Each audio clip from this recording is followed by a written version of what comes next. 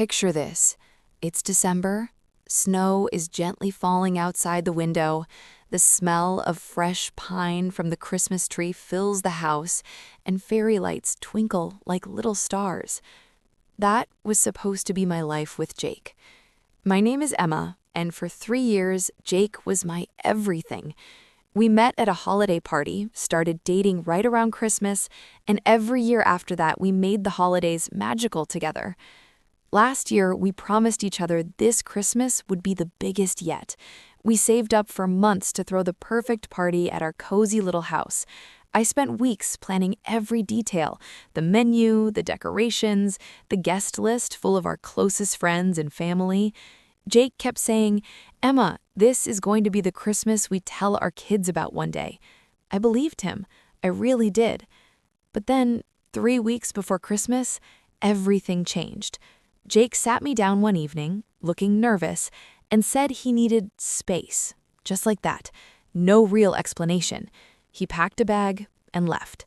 My heart shattered right there on the living room floor, surrounded by half-hung ornaments.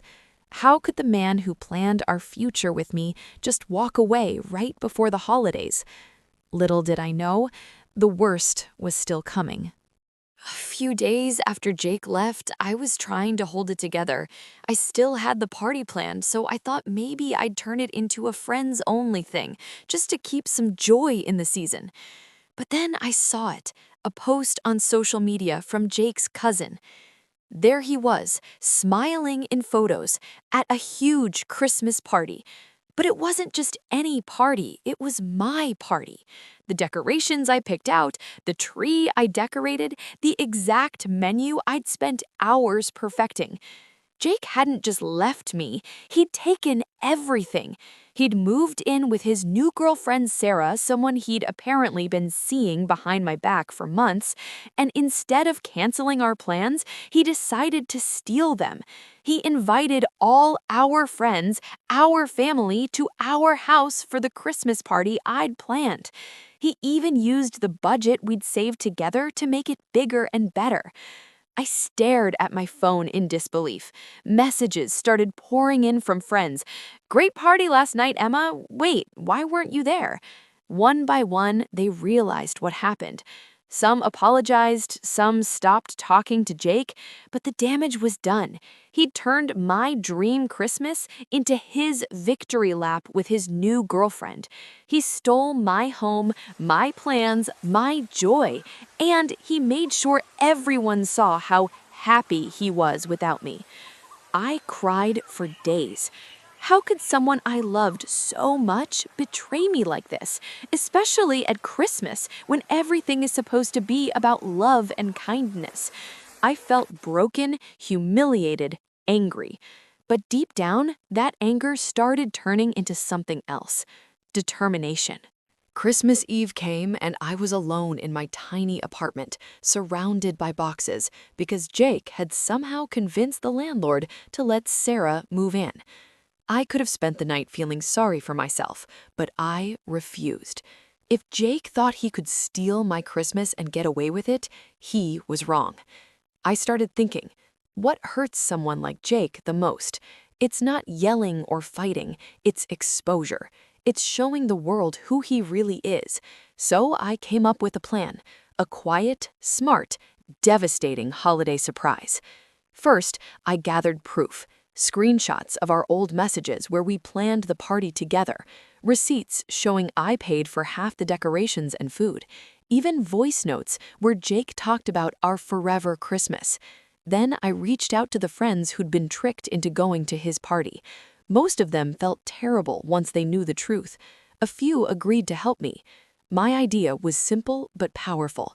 On Christmas Day, when Jake and Sarah would be basking in their perfect holiday, I'd send everyone a group message, a holiday card, if you will. But this card would tell the real story: photos of me planning alone, proof that Jake stole everything, and a calm, heartfelt message from me about betrayal and moving on. No drama, no attacks, just the truth. But I didn't stop there. I booked a last-minute solo trip to a beautiful winter cabin resort up in the mountains. New decorations, new friends, a fresh start. And I decided to document it all, not for revenge at first, but for healing. Little did I know how big it would get. Christmas morning. I woke up in my cabin, snow falling outside, a small tree I decorated myself glowing in the corner. I felt nervous, but also free. I hit send on the group message.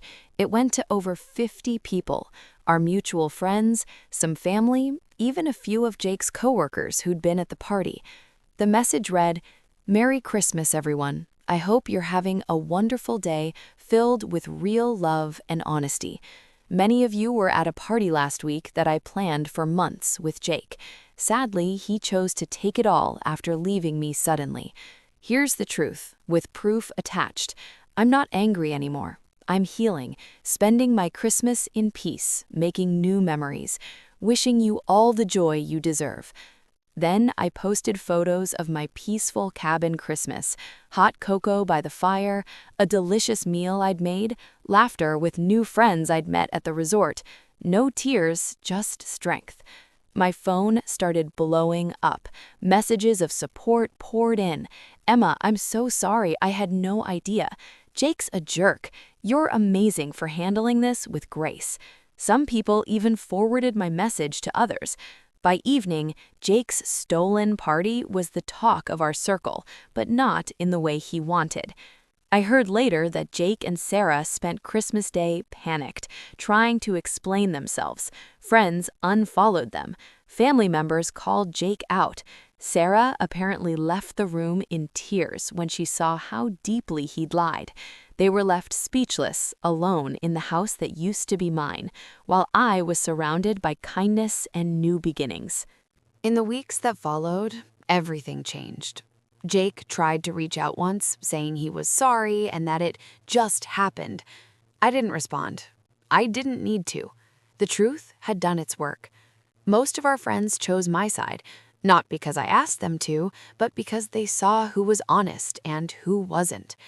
Sarah ended things with Jake shortly after. She told a mutual friend she couldn't be with someone who could hurt another person that way.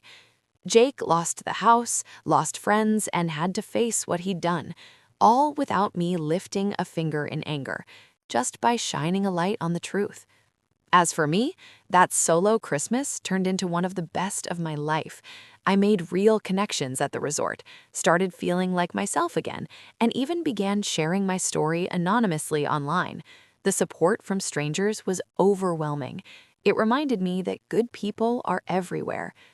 Looking back, Jake didn't just try to steal Christmas, he tried to steal my spirit. But he failed, because revenge isn't about destroying someone else. Real revenge is rising above, healing, and letting the truth speak for itself. So, what can we take from this? Betrayal hurts deeper than anything, especially when it comes from someone you trusted with your heart. But no one can steal your joy forever, not if you choose to rebuild it stronger. Jake thought taking my plans would make him happy, but all it did was show his true colors. And in the end, the people who matter saw the difference between real love and fake happiness. This Christmas, wherever you are, hold tight to the people who treat you with honesty and kindness. And if someone's hurt you, remember, the best response is living well, speaking your truth calmly, and letting life handle the rest. Justice has a way of finding its own path. Thank you for listening to my story. If it touched you, made you angry, or gave you hope, drop a comment below and tell me, where are you watching this from right now? And how did this video make you feel? Your comments mean the world and help others feel less alone. If you enjoyed this, please hit that like button, share it with someone who needs to hear it, and subscribe for more true stories of betrayal, revenge, and redemption. Turn on notifications so you never miss an upload. Merry Christmas, Happy Holidays, and here's to a new year full of real joy. I'll see you in the next one.